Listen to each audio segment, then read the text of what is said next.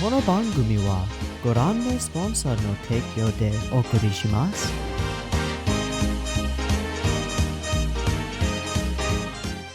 Alrighty, welcome everyone. I'm Teeaboo and I am here for Yu Hakusho episode 65 and 66.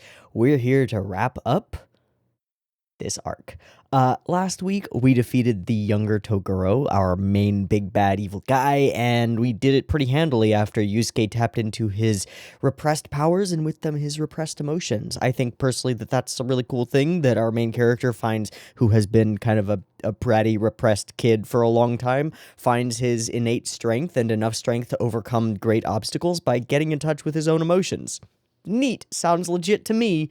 So we won, and that's a big deal, and we can't really overstate how big a deal that is. We just went from all of our lives in jeopardy and everything is bad to we are victorious, and presumably we get some boons from the committee, although the committee's all dead.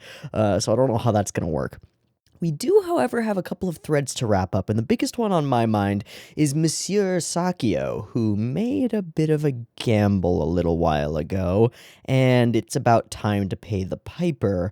I don't feel like Sakio is, and I've mentioned this before, I don't feel like he's the kind of character who's like, well, I bet my life on this match, I guess I'll just die now. That would kind of get in the way of his plans for universal domination and control and murder and things, so I'm thinking he's gonna not do that and probably figure out a way to get the hell out of here safely, which could lead to an interesting chase sequence or many other things. I'm also really interested in what that's going to do to Shizuru, because we've had this sort of in the background subplot with her and Sakio having these like minor romantic-ish encounters, and she still has, she realized, because she walked past when he was talking about some crazy shit, she realized that this dude is a scary psychopath, but there's still an emotional situation wrapped up all around in that, and I don't know how that's going to go.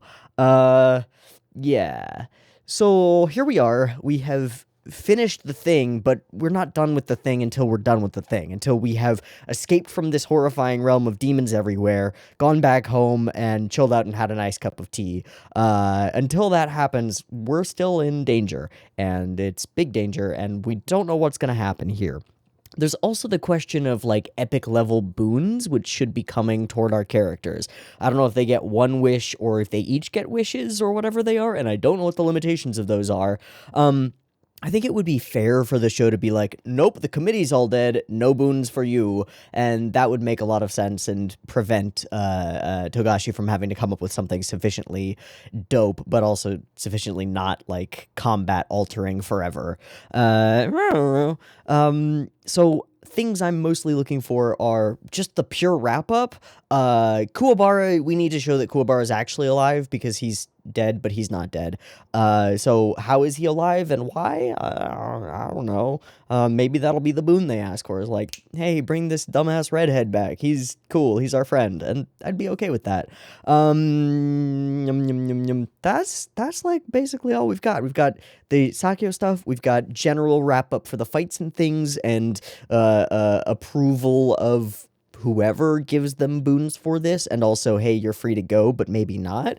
Sakio may be running away. Shizuru may be sad about that, maybe happy about that, maybe freaked out about that. I don't know how she's gonna react. And probably some cute moments of reunions between our characters. We had this big, epic, kind of emotional climax between Keiko and Yusuke, as she was screaming like, Yusuke, do the thing, and he's like, ah, and then he eventually does the thing. I expect some cuteness on that front. Basically, we're out of combat. Like, we have, in D&D terms, I'm like, we're out of combat now. You've defeated all the bad guys. Now we gotta wrap up and search for treasure, and if anybody else is going to come and approach you and give you new quests and things, that needs to happen soonish. Although I don't expect that to happen until next week. I think that's about it. We're gonna be wrapping up this tournament arc. It's done. I mean, the actual meat and bones of it, of the fighting and stuff, are done, but what next? Lots of interesting things still in play that could become very cool.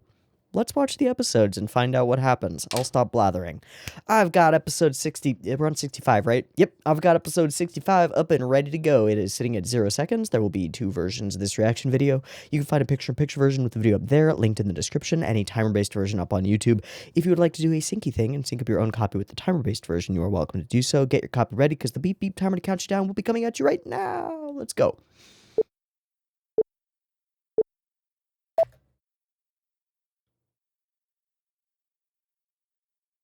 All right.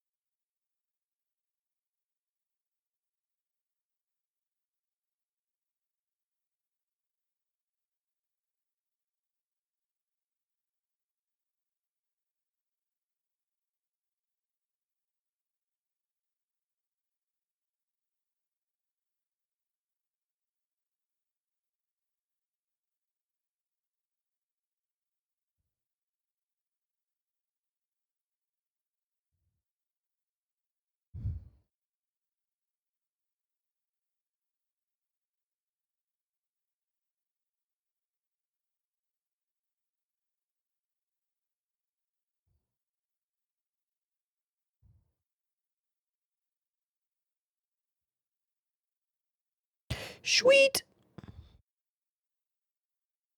Instantly into that. That's interesting. I don't know what it says, but as we're gonna recap. Because of course. I mean, yeah. I don't like the way those look like fingers. Super creepy.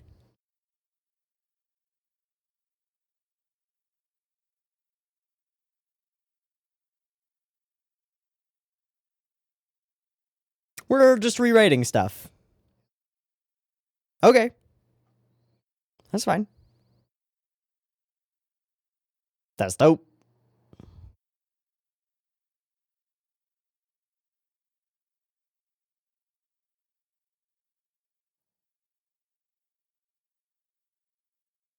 R.I.P. vocal cords.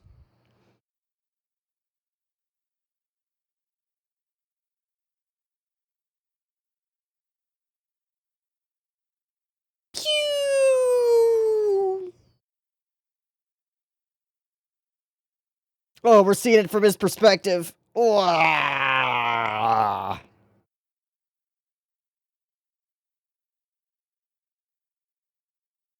some reason, that one shot he reminded me of a Pokemon. The one with 4 arms. You know which one I mean? Yeah. Really looked like that. I don't know why. Machamp? Machamp. Machamp. There he is.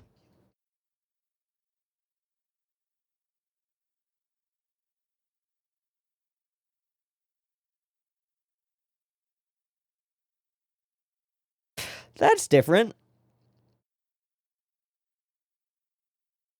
That's not different.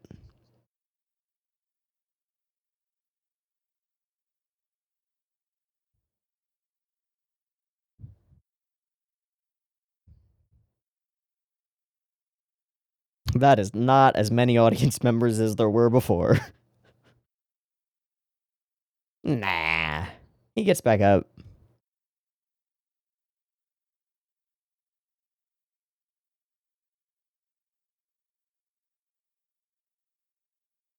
Hey, that's our boy. What's up?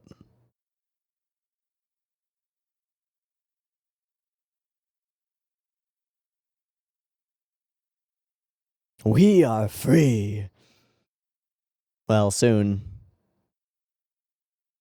Oh, yes, show that cut again. Yay. Yay.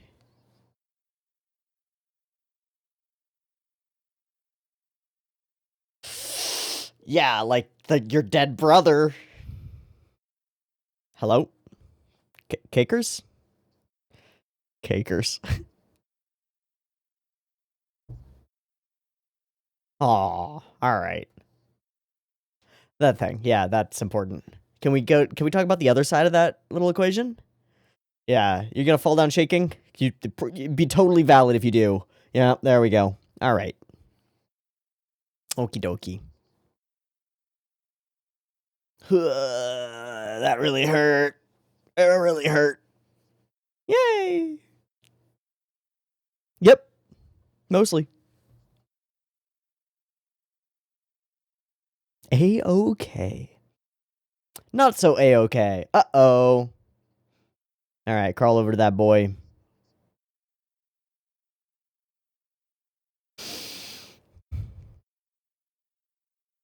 Hmm.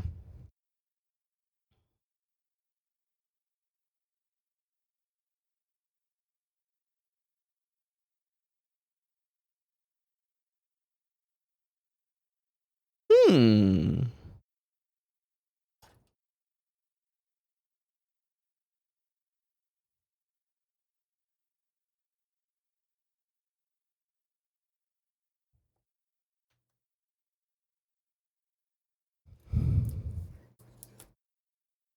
So badass.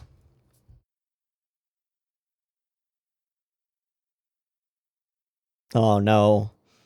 They're gonna make me feel more feels. But I know he's not dead. You can't.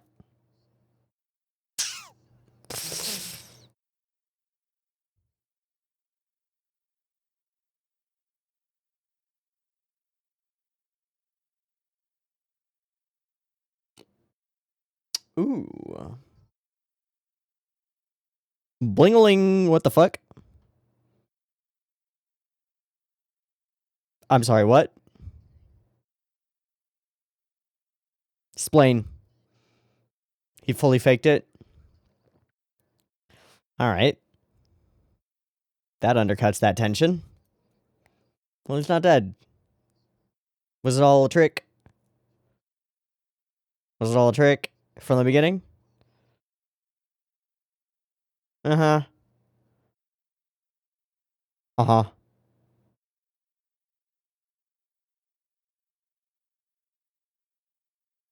Hey. Oh. Gotta convince Yusuke. That's kind of fucked up, but it worked, so... Yeah. Go fucking punch him. Instantly. Spirit gun!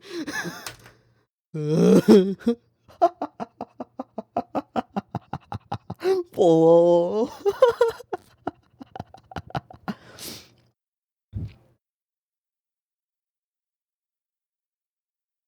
Oh, there it is.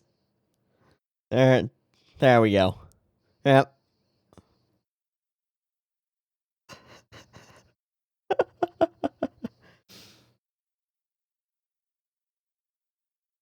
Wow, even he, eh?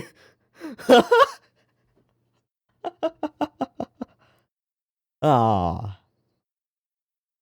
Ah. Ah.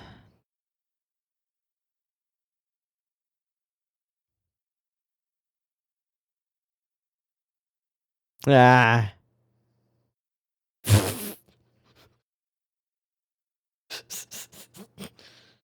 All right, awesome. Yeah.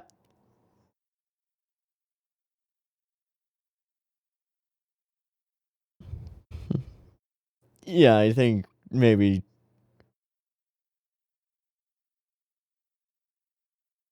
Sure. Okay.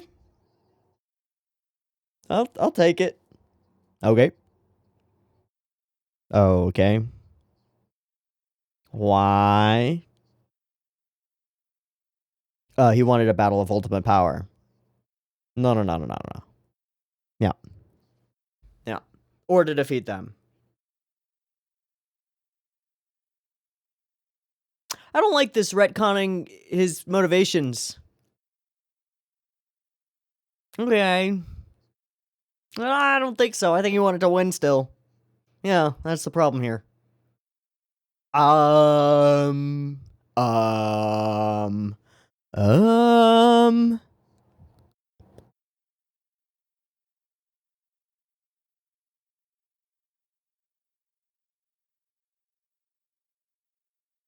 Hmm.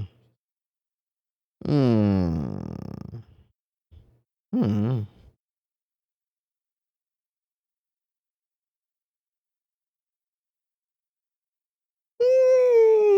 Not if you seek strength above all. Yeah, about that. Sure.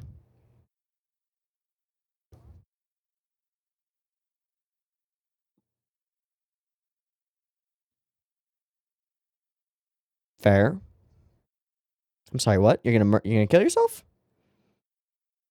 Um, Tell me that's a bomb. That's a bomb. Oh, shit. You're fucking crazy, Sakyo.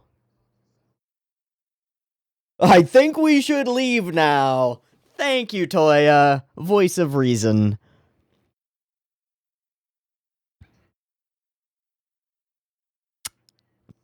Well then. It's Metroid, time to escape. Do you save the animals? Doesn't change anything. I guess you see the little sparkle at the end.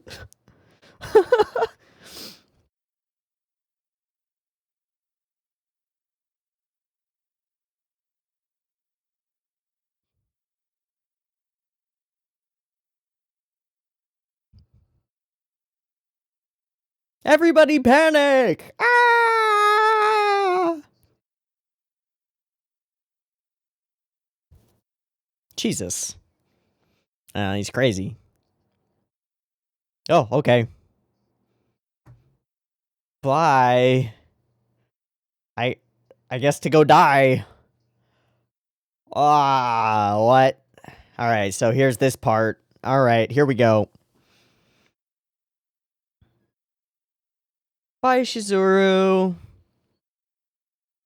Also, Keiko is catatonic. That's not good. Oh, Jesus, there were people there. That was cool.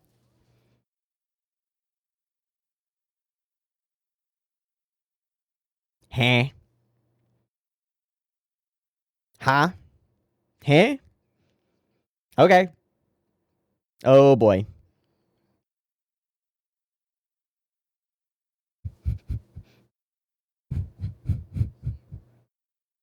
No. No, he doesn't get that respect from you. That's unearned. That was a really cool little thing with those cables and oh boy. Ooh.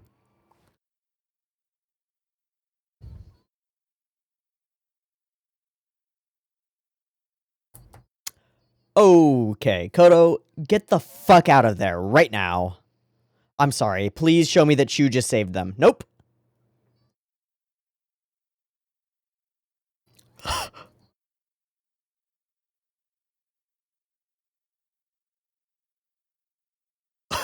Popular stint at the committee cocktail lounge? Holy shit! What shade, Kodo? What shade? Wow, I always thought you were a slut. What the fuck, Kodo? Uh, uh-huh.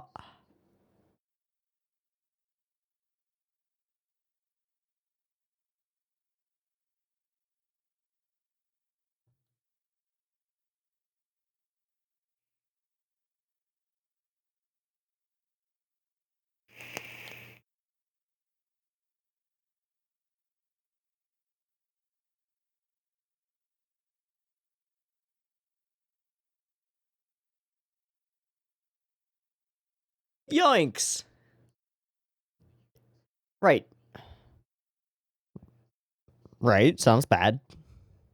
Well, alright. Okay.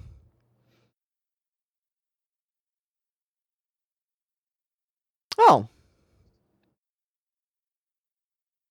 Alright.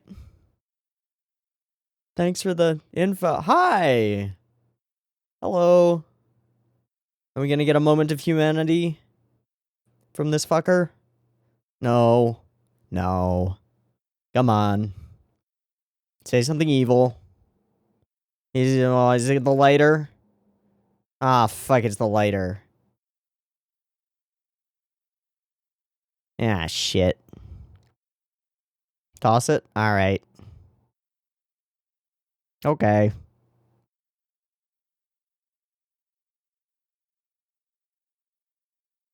Ah. But he's evil! Let him die. It's all good.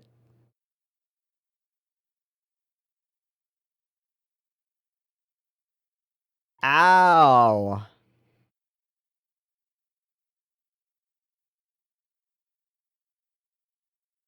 I definitely feel bad for Shizuru.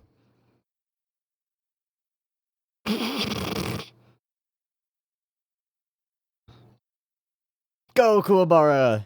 What?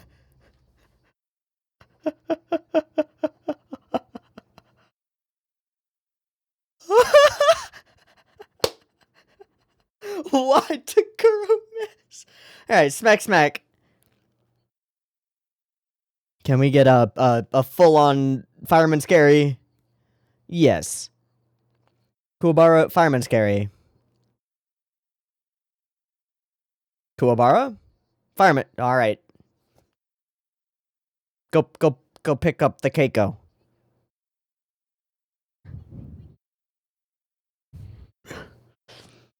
Uh-oh.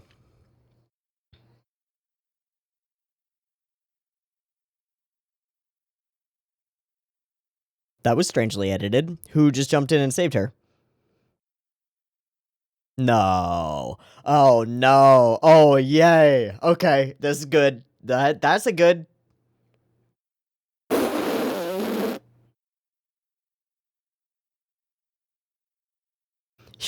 He still doesn't know, does he? Alright.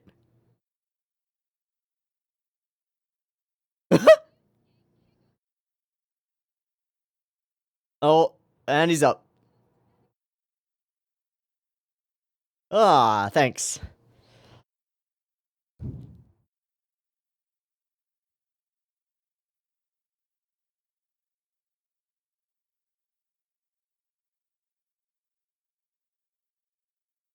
Oh! Otto!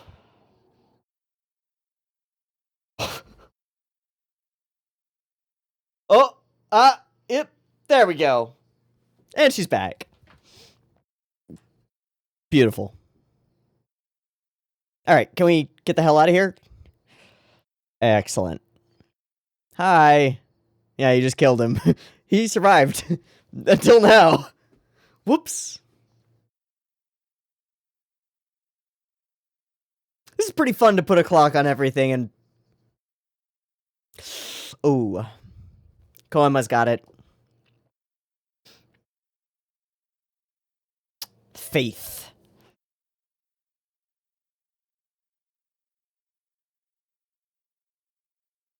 Oh. That's a holdup. Spirit sword!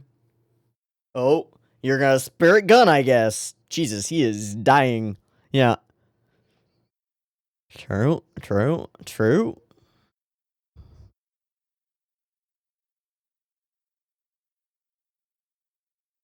There was a giant hole in the arena, but whatever. Wait, who's that? Who dis? Aww, alright. Alright, okay. Hell yeah.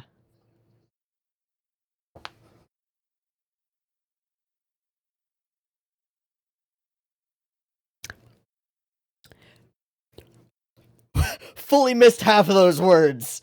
You fully lost half those words. What the hell? Pooh! Hi, Pooh. Yeah, you can fly, you're fine. Can we turn and run? Can we turn and run? Yeah, there we go. Right. Okay, good. Hey. Who has grabbed your arm, your leg? Oh, Jesus.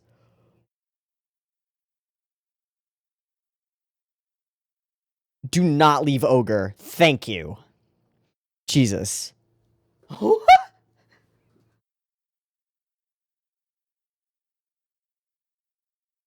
30 seconds.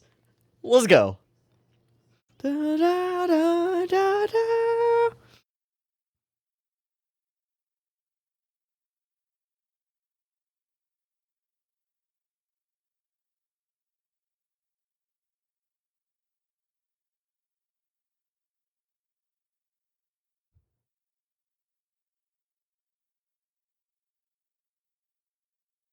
Aww. It's great. That's a big boom. That's a big boom.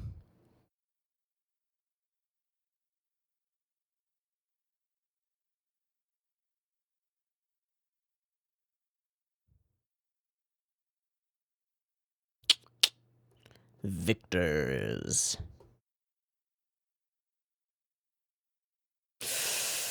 Whew. Yep. That's rough, buddy. My boyfriend turned into an explosion. That's rough. Oh, yeah. Yeah. Well. Mm-hmm. And the whole committee is... Oh.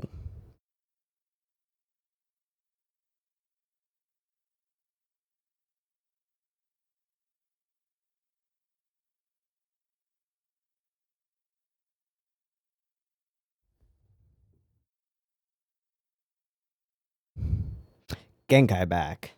Alright, okay. Hey. That feels like Fiend. Is that Fiend? That is Fiend. This is a cool wrap-up episode. This is good. This is good. It's a good wrap-up episode. Plenty of fun things here. Recap the whole thing. Get a couple of different shots, different cuts. The one in particular that really stands out to me is we get this head-on shot that I don't remember seeing before. This one I remember, but once he gets his arms around it, fully wraps his arms, I feel like we were in like an upward angle, like looking down on him when we saw this before. Seeing it now from what is like Yusuke's perspective, I don't recall, and it is genuinely horrifying and kind of gorgeous in the same way. Couple of the lines feel a little bit different from your boy over I here. killed Genkai, but one remained.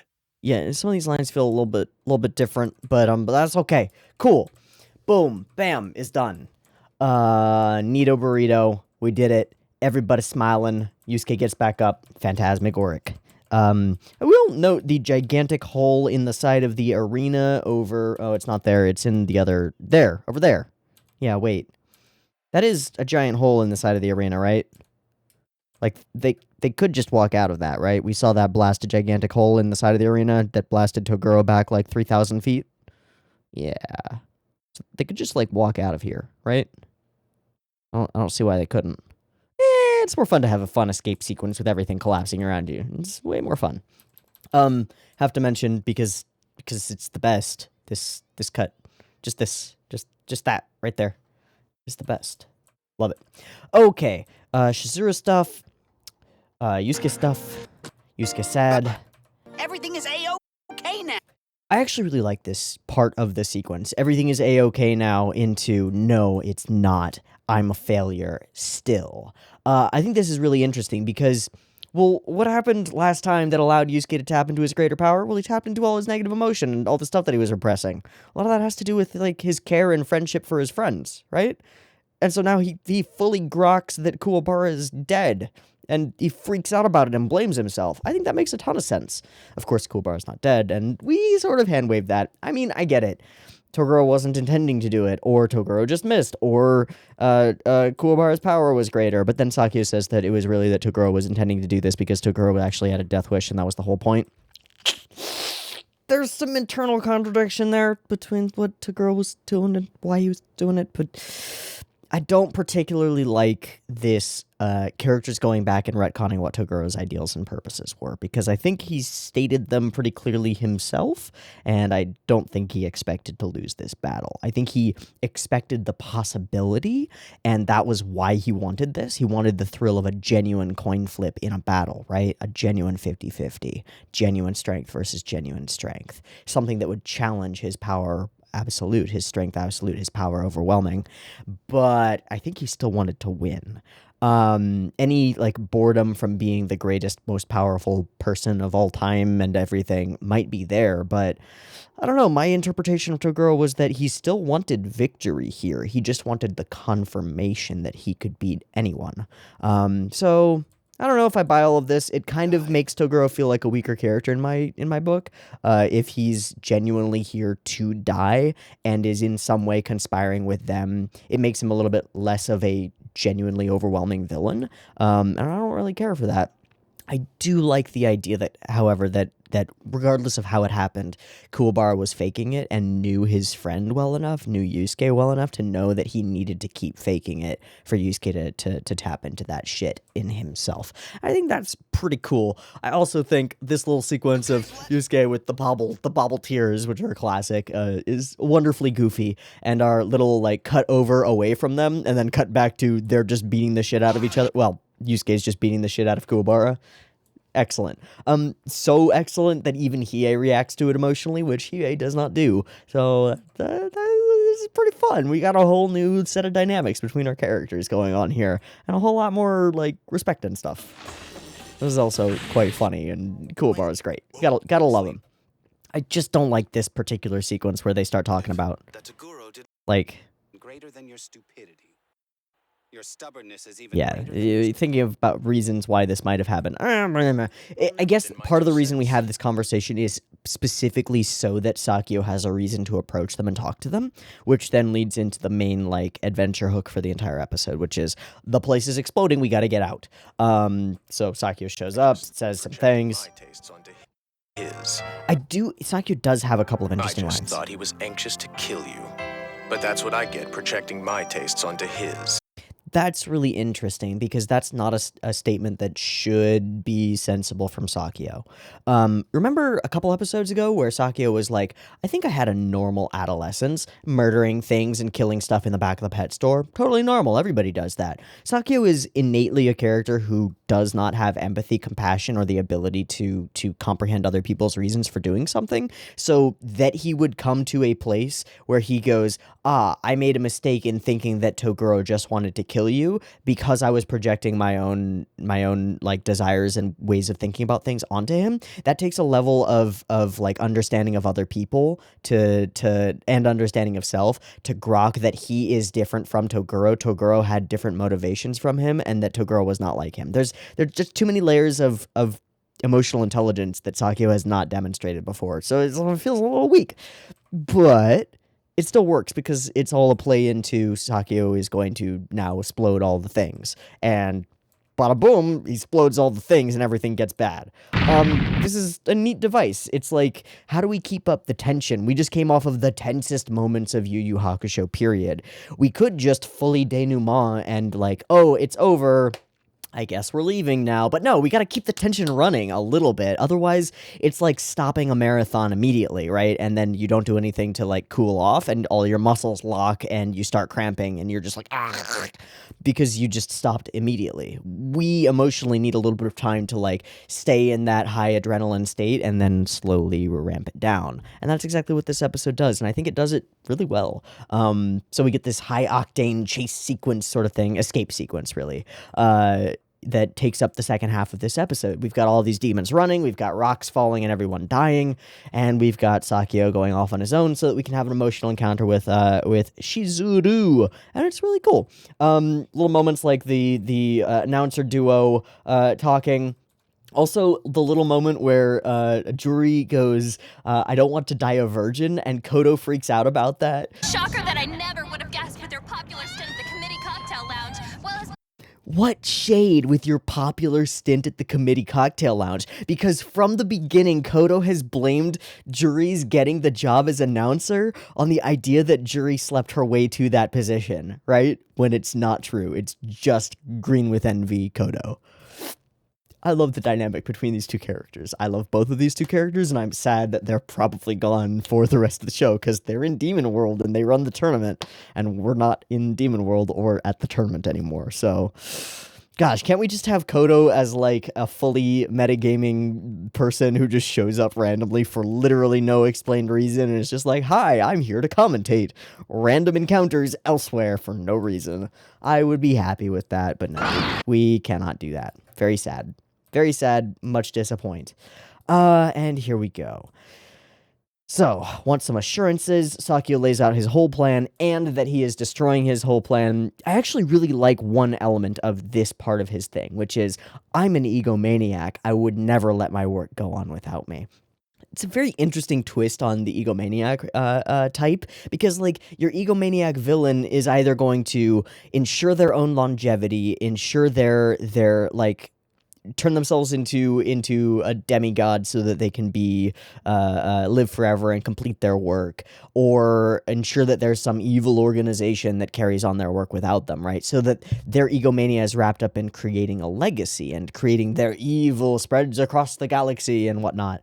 Sakio is kind of the opposite. He's like, nah, what's the point of doing that if I don't get here to be if I don't get to be here to reap the benefits of it? If I'm not making profit on it, that project ends. Nobody else gets to do that without me. And I think that's a pretty cool and interesting way to kind of write yourself out of what is otherwise a hole. Because it's like, all right, I want this arc to be over. Sakio's plan ends here. How do we make that happen? We'll have the man himself go like, yep, I'm going to just destroy all my shit because nobody else deserves it. I'm cooler than all of you. And it's like, oh, that actually tracks with his personality. I buy that. So I think that's really cool. I think that's quite smart. And then we have our emotional sequence here with Shizuru.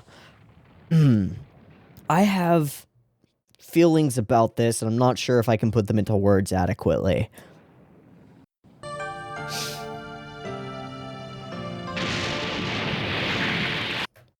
It's this scene that works. The whole thing works. The reverse shot of the two of their faces, the crossfades between them, the moment of realization when Shizuru catches the lighter and sees it and recognizes that, like, what it means for Sakio. And then this moment as rocks fall and everyone dies. Sakio.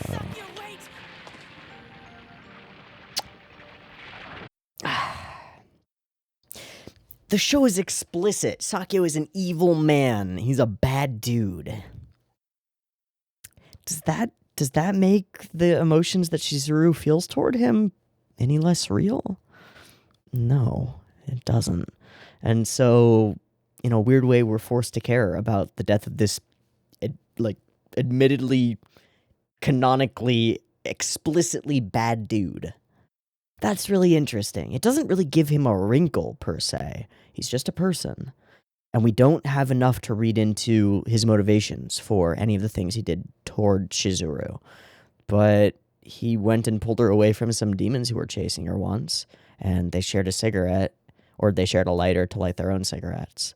They just had this one little run-in, and that turns into all of this emotional content, and it works in a weird way. I don't love it because he doesn't deserve it, but lots of people fall for people who don't deserve their love. And who are we to decide that for them? So it's interesting.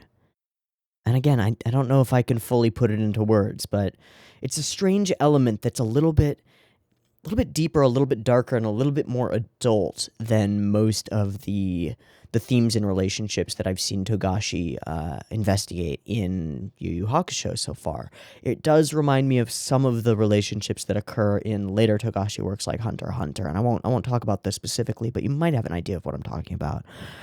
It's curious either way. It's curious. Huh.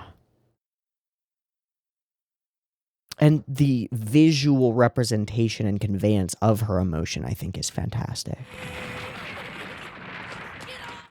And also her voice actress goes hard, goes very gravelly, and goes like a tone lower with her voice as she's screaming. It's very haggard, almost smokery, which makes sense, which tracks.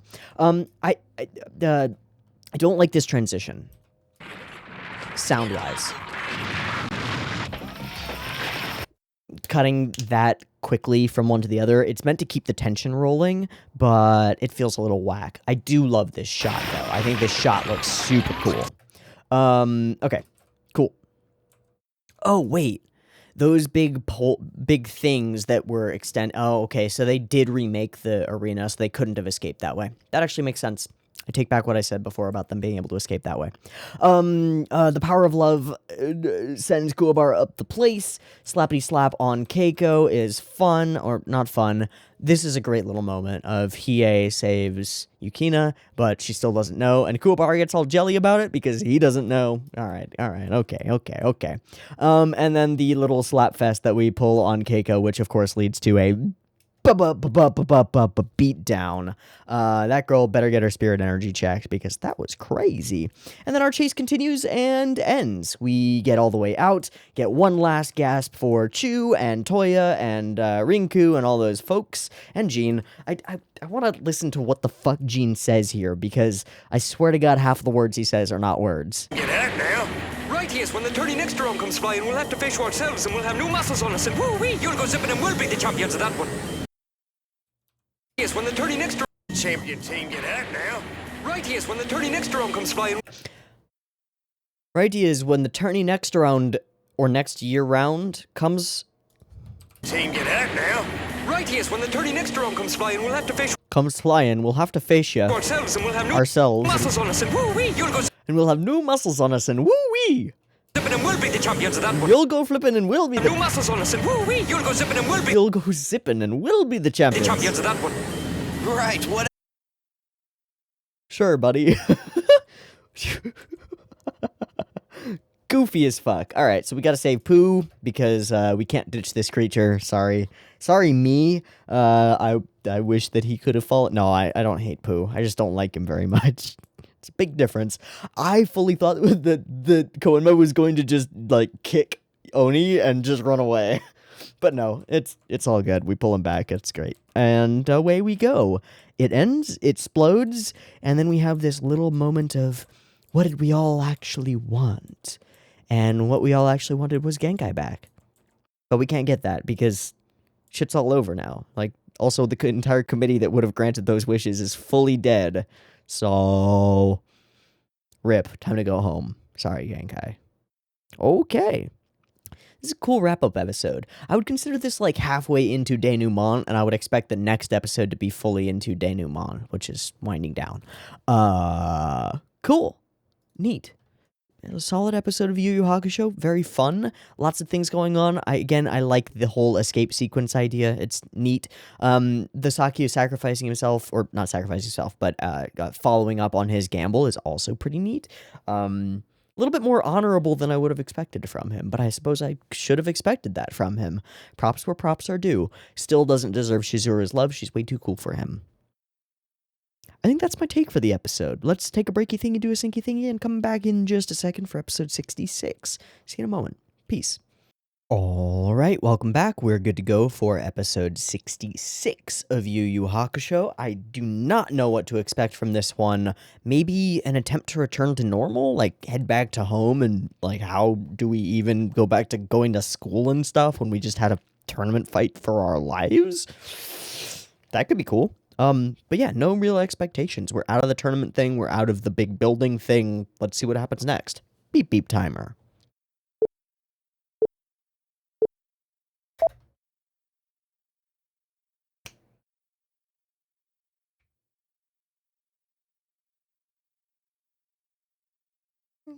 Wow.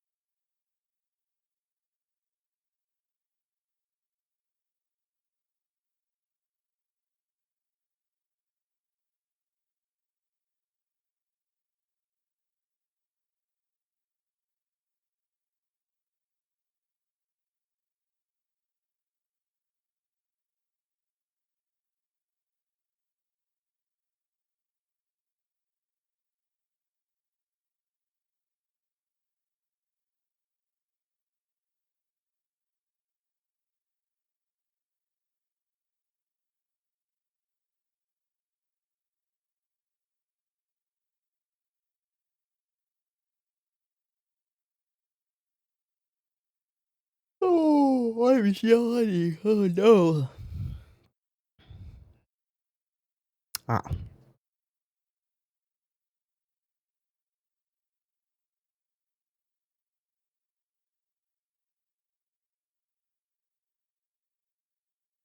Yep.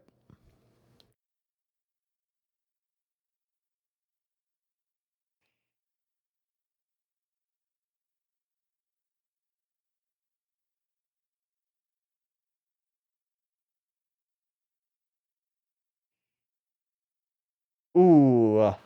Memorial for Genkai.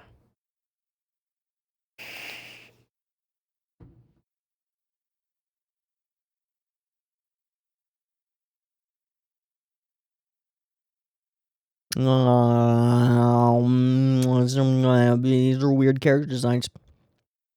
Well, that's an interesting angle. Waiting for colors.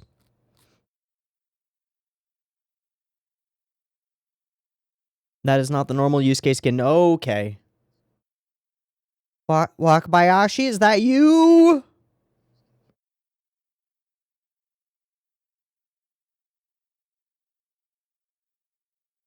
Wakabayashi, is that you? Yes, it is. That's definitely you. Uh-huh. All right. Oh, okay. Yep, that's a Waka. Sure.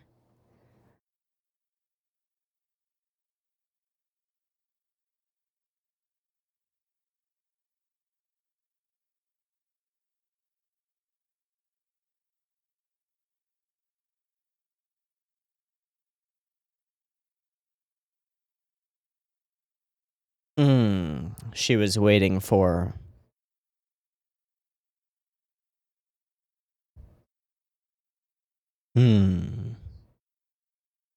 Oh.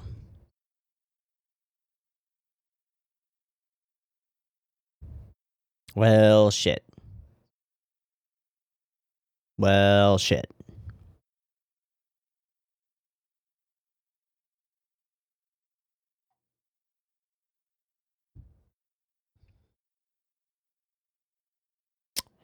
Yep.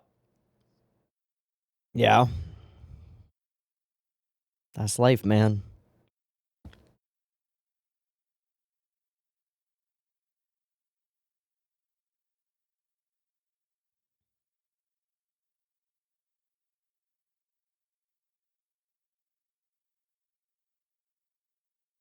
All right.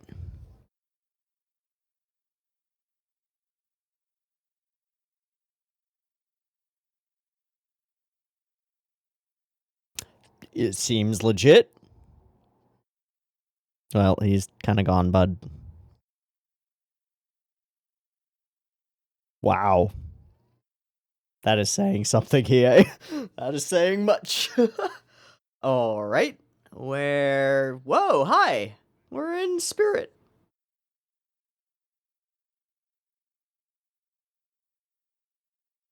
Uh...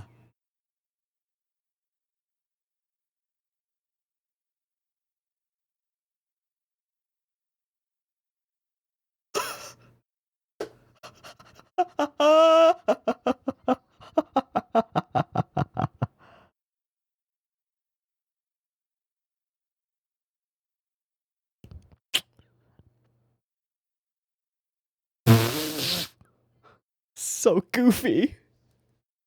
Oh no. Ew, clunk. Oh.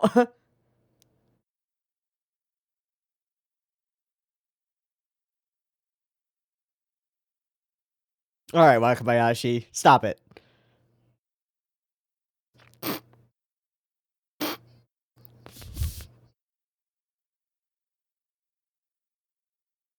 With the ponies.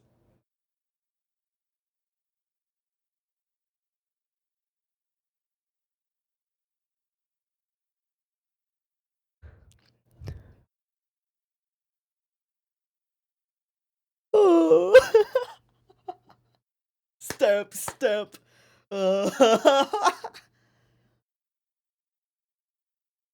All right. Oh, good night.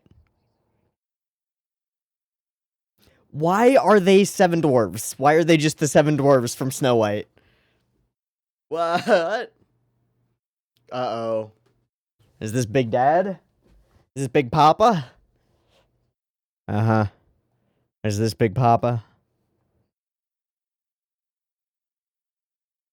Oh, no. Okay. It's the other Big Papa. Hi, buddy.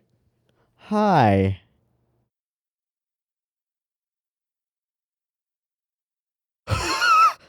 Um.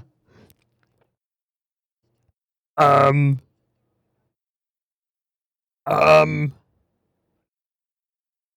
I go to hell.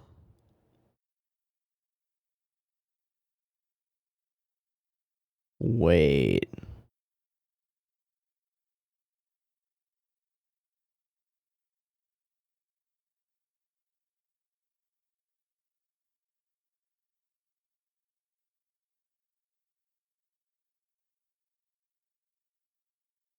I think that sounds about right. That sounds about right.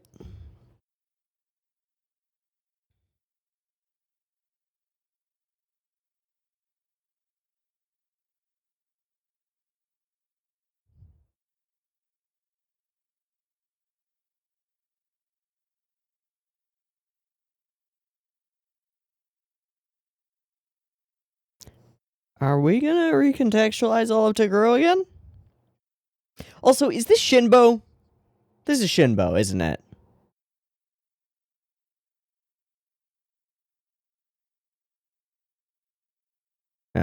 Exactly.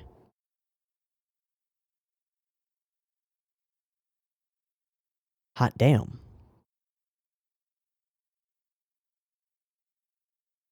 Hot diggity dog. There are women here? What the fuck?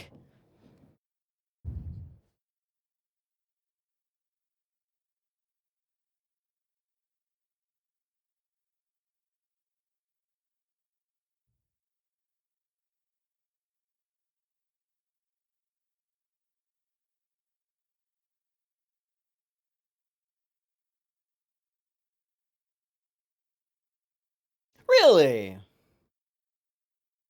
Really? Kai Ren. I don't know how to spell that. That's a big boy. Okay.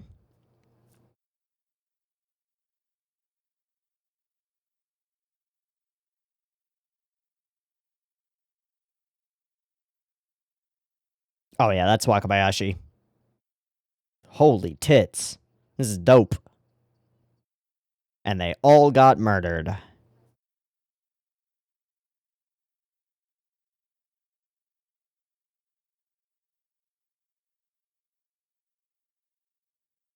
Whoa, that's kind of similar to what Toguro did to... Yeah.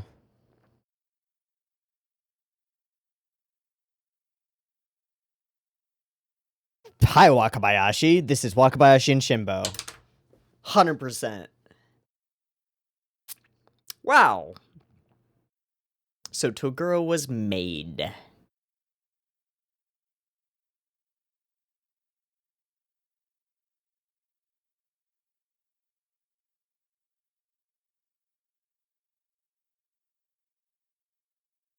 To train.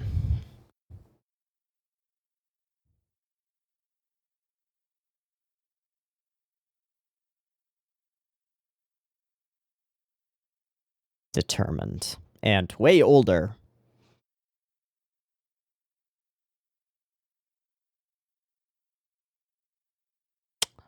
Welp. And we've seen that before. And then he asked for ultimate strength so that no one could ever...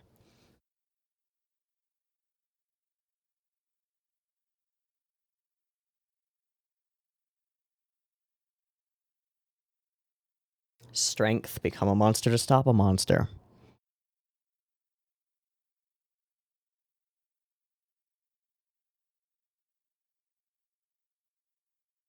Mm-hmm. That actually works.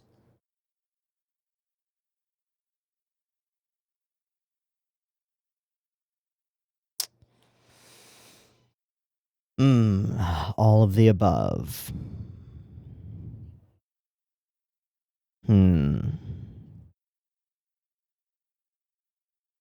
It's a damn good metaphor.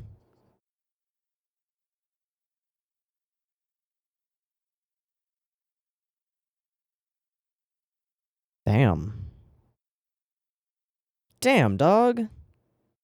How are you gonna get goofy-ass Koenma to say one of the most evocative and powerful monologues in the entire show so far? That's dope. Credit where credit is due. That's dope.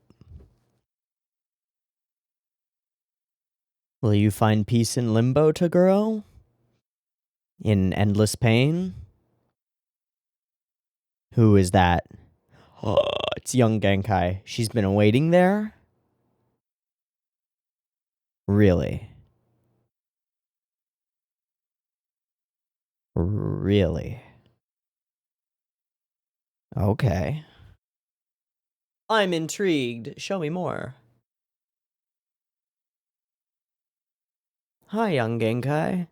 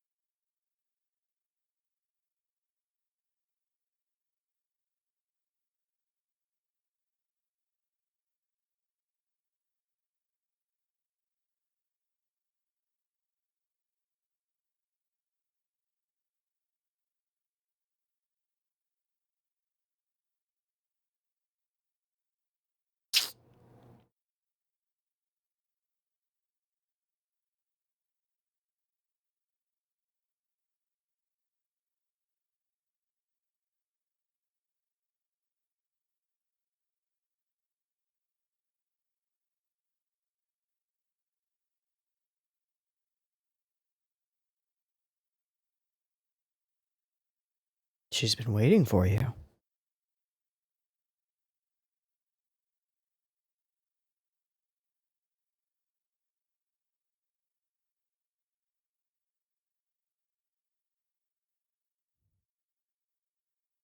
That's very cool.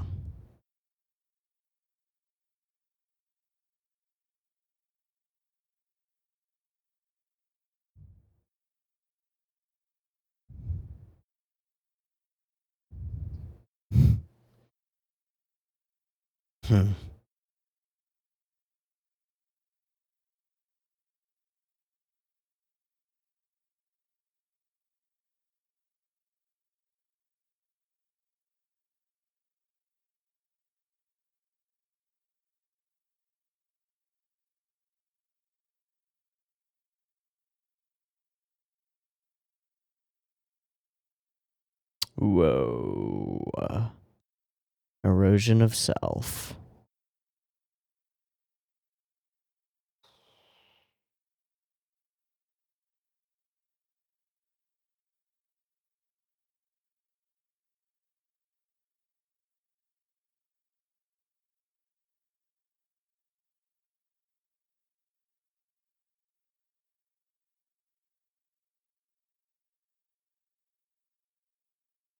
Delighted me. I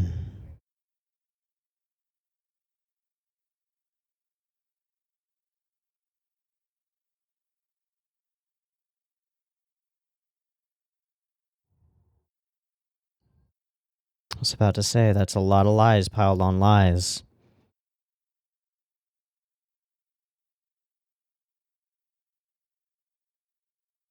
She will.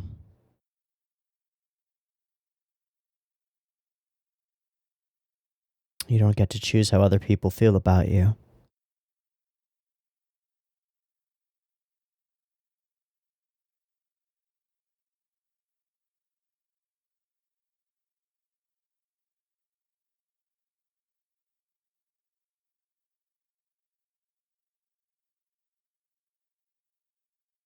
Whoa, now that's some insight.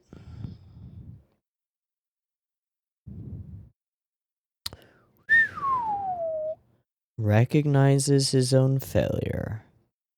Mm-hmm. Hmm. Hmm. Hmm.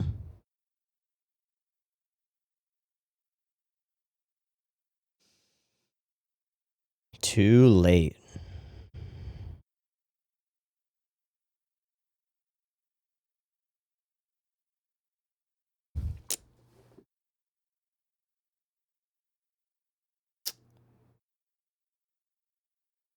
Whoa.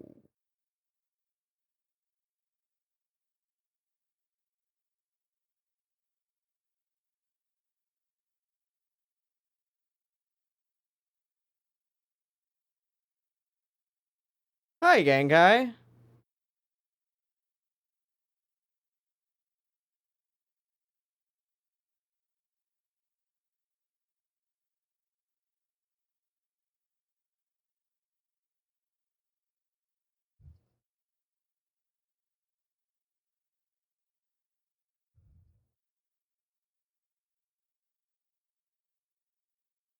We're gonna bring Genkai back? We're gonna bring Genkai back. We're gonna bring Genkai back? We can bring Genkai back.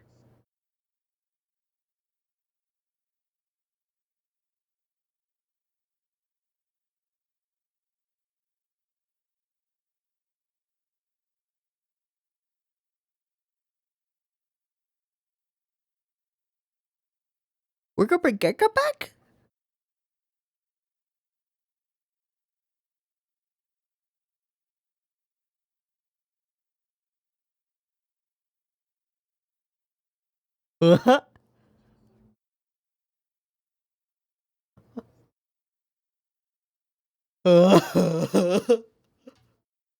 You're what?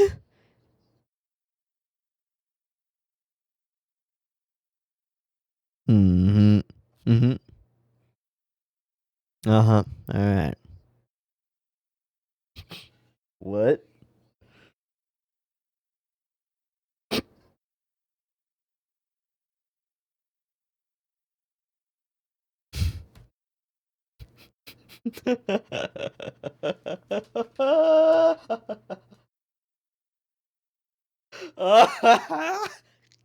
Okay.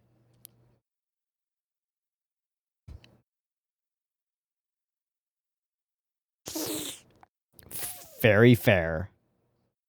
Sure. Sure. He's also right. Alright, Genkai, go get your hat back.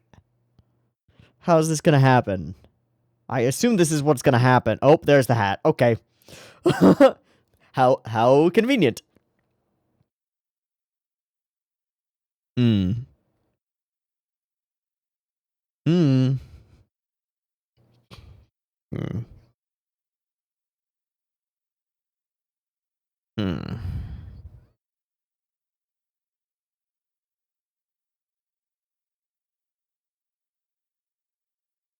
Hey, it's a boat.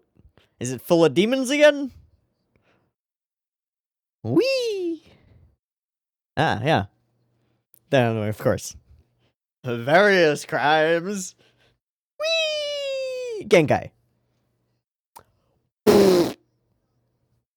She's just here. The fuck? Hold on a second. Who's that old lady? Sup?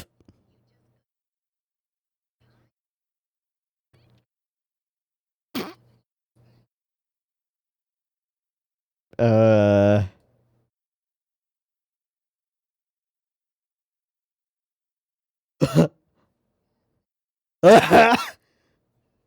Alright. We're leaning up to Fiend. You beautiful hag. Aww. I'm alright with this. Lighten up with the lighter. Alright. Yeah, okay.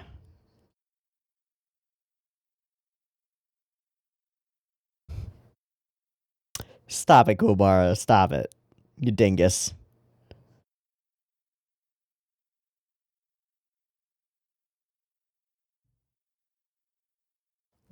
Yeah. Huh? Ooh. Wait, what? Wait, what? Determined to keep a high plan alive. Nope. I don't want to know nothing about that. All right. Hey, this was a thing. So Genkai's back. That's a thing. I think there are probably like 3 sections of this episode. Goofy dudes doing goofy stuff. Koenma and Ogre talking about things, including talking about Toguro, and then the whole Toguro and Genkai section. Obviously, the central piece of the episode is the whole Toguro and Genkai section. Well, I don't know if there isn't a better way to put it than the precise way that Koenma puts it, right? That his little analogy of the anthill, where every time you dig a little bit deeper, you find more and more little tunnels, more and more little intricacies, each one with a little clawed creature ready to bite you. Each one with a layer of protection, right? A set of defense mechanisms. And as you dig deeper and deeper, those defense mechanisms just keep coming. You can never dig to the core of Toguro because he'll kill you before you get there. And he can't dig there either because his defenses work on himself. We see them work in this episode when Genkai tells him, like, this wasn't your fault. And he fully doubles down. I knew exactly what I was doing. I knew the extent of my powers. I wanted this. I chose it. I chose evil. I choose evil. And in a way, we answered the question that we had a couple episodes ago around that exact statement. I choose evil. What does that mean? Why do you choose evil? Simply as a route to power? Well, yes, but also as a twisted, emergent property of being someone who was treated a certain way, whose disciples were all murdered by Chiron, a demon. And so he became a demon to prevent himself from being vulnerable ever again. That's pretty neat. And I don't even hate that we get it as a post-mortem, right? Like, that happens after everything is said and done. We don't bring out that information and try and use it to be like, look, dude, you didn't actually do all these things. You've done some bad stuff, but you did better things before. You got a chance here. We don't even pull those out. That information comes to us after it's already settled. There is no changing it. There is no turning Toguro back from his chosen fate. But there is the ability for us to understand him a little bit better and even to have compassion for him. And that's really interesting. Very interesting. Bringing Genkai back, I mean, it's a nice little cherry on top, isn't it? It's nice. I don't hate it. I don't hate it. It's a little thin, but I mean, at the same time, Koenma's a god. He's a deity person. He can do this. He's in charge of the spirit world. Why not? The idea that Toguro knew that that would be Yusuke's wish, all of their wish, is pretty neat. That he chose to talk to Koenma about that is pretty interesting. Also, this episode, I'm just calling it. This was directed by Akiyuki Shimbo and animation directed by Atsushi Wakabayashi. There are like 36 different shots that all lead me to that impression, but primarily every time we see characters start moving around, I think it was when Yusuke starts going for poo out the window, we see some stuff. Right. Yeah, visual. And then a little bit before this, there's an upward or a downward angled shot of all of the grills outside somewhere that feels very Shinbo-y. This one, yeah, feels super Shinbo-y. Feels Wakabayashi-y. The whole color change, faces and stuff, memories and things. And then we get to see some movement from Yusuke here, and hands, and the whole way that he moves and like fails at it the first time and then does it, reaches out, grabs the thing, floop, floop, floop. All of this motion is fully Wakabayashi. There ain't nobody else. That's Wakabayashi. And there's more later when we get some more intricate face stuff.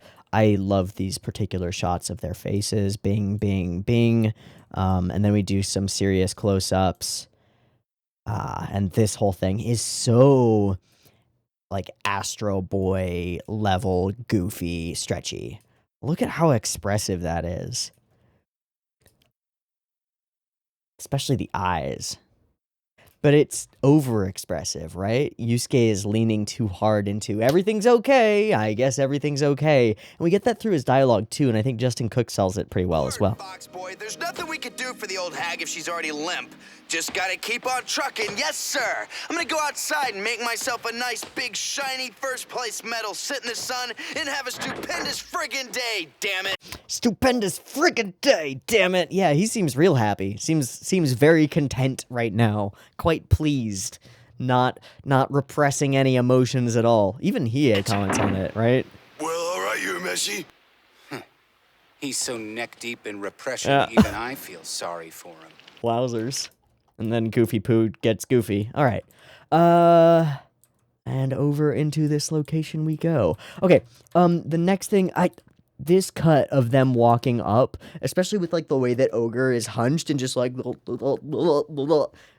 is so goofy. Floop. It's so goofy.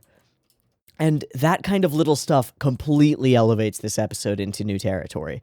And then we meet these other ogres who are straight up dwarves from Snow White and the Seven Dwarfs. They are as goofy as can possibly be. They have goofy accents. They're identical. And when they actually eventually leave, they both walk out in this incredibly goofy way where they do this, like, thing.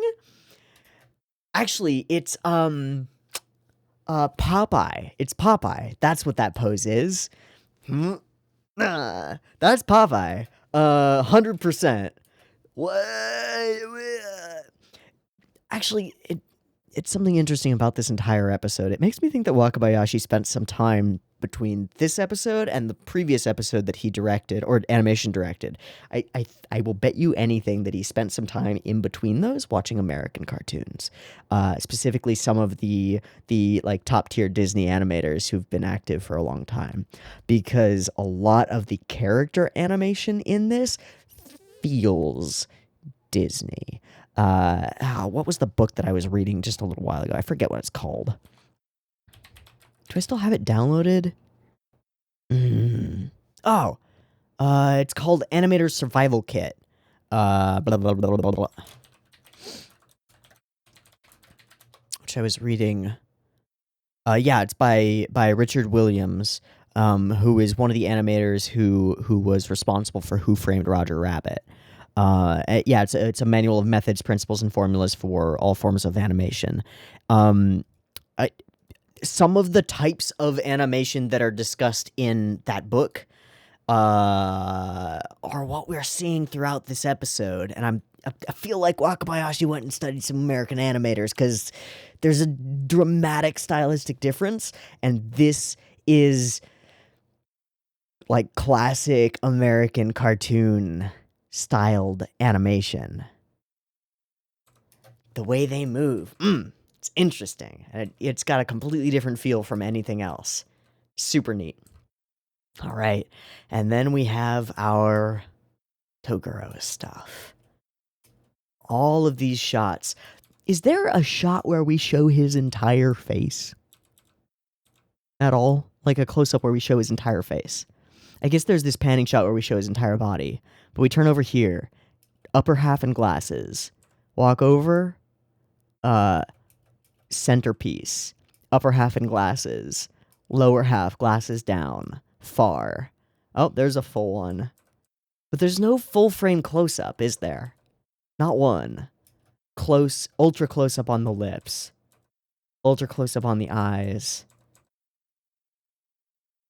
Like, this is what I mean by, this is a little bit further away than a full frame close-up, but, like, this is what I mean by a full frame close-up. We don't get one of these of Toguro, right? He's always cut off in some way. Only a part of him is ever visible to us, or he's visible to us from so far away that we can't see any detail or read anything in him, or his posture or his expression.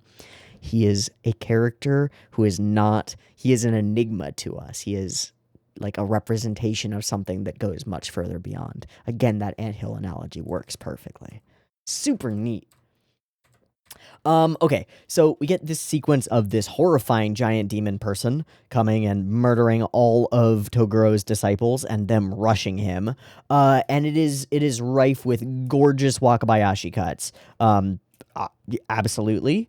And then there's this sequence where these two guys like get themselves ready and they get so floopy. I don't know what to call it, but they get floopy as they rush.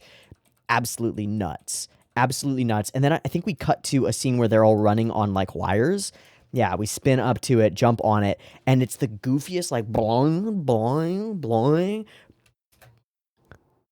into this is so cool.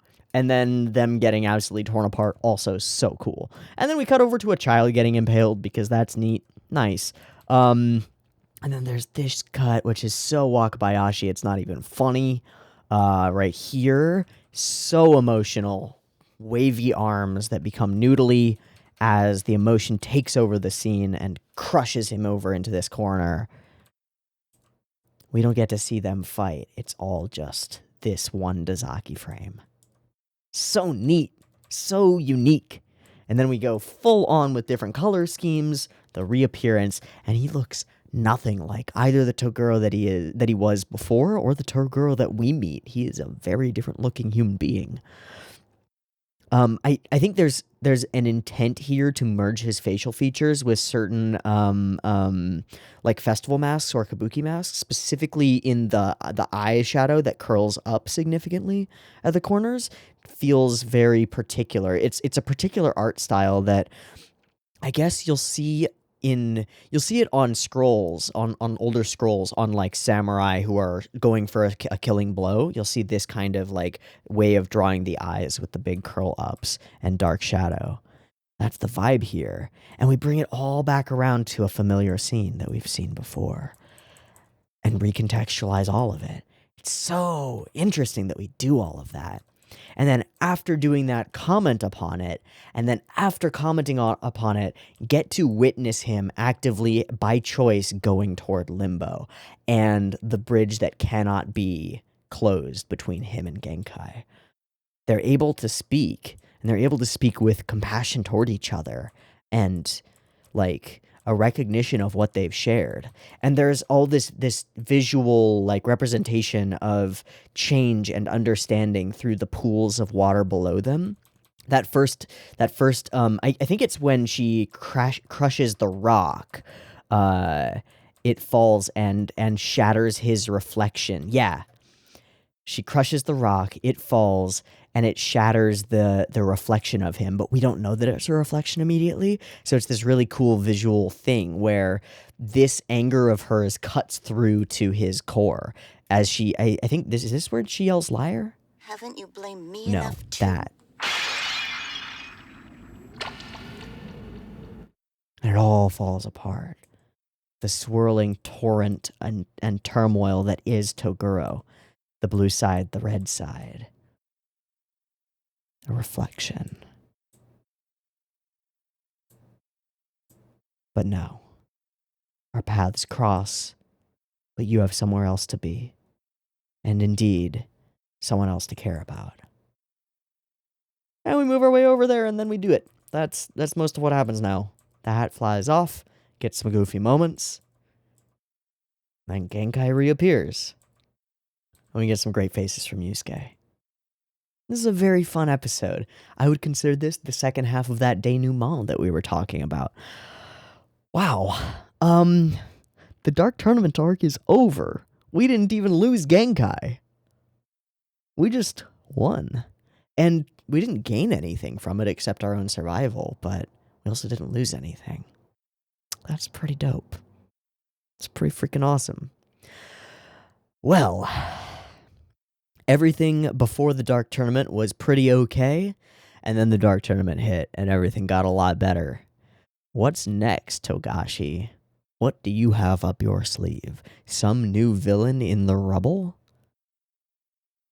What does that mean? What does that consist of? Gonna continue Sakyo's plan? What does that mean? What does that consist of? I don't know, and we're gonna have to wait till next week to find out. Let me go and confirm what I've been guessing at this entire time, because it would be really funny if I was fully convinced that this was Akiyuki Shimbo and Atsushi Wakabayashi directing and animation directing this episode, and then it wasn't. Like, what if it just isn't? That would blow my fucking mind. So let me go and make sure that I'm not digging myself a deep pit here. ANNU Hakusho. Let me go just check episode 66. Okay, it's Akiyuki Shimbo, storyboard and direction. Good. Animation direction? Wakabayashi, is that you? It's you! Okay, cool. Confirmed. No doubt. Good. I wasn't really doubting it, but I had this moment of realization, like, damn, I'm gonna look real stupid if I'm wrong here. But, oh god, I don't know what that is. Okay, great, I don't want to know what that is. This was good. This was good. More info on Toguro post-defeat is pretty interesting. It's interesting to find out all these other elements about this character. He's really an interesting villain. I like him. Okay, I think that's going to be a wrap. I've been Teeaboo. This has been Yu Hakusho episodes 65 and 66. I hope you've enjoyed them as much as I have. We are done with the Dark Tournament. On to the next thing. I guess go home, and then something horrifying is going to happen, and we're going to have to deal with it, or maybe, I don't know, maybe something else. Who knows how this is going to turn out? Maybe we'll have like a training arc in between, where Genkai's like, you've been slacking, even though you just defeated the most powerful person I've ever met. But you've been slacking on your real training. I don't know what's going to happen. Maybe we get like a, oh shit, there's schoolwork and it exists kind of episode, and get everybody back and integrated into their society again, because these kids have been missing school for a while. I don't know. I'm down for whatever Togashi decides to throw at us. That's a wrap. I'll see you next week. Peace.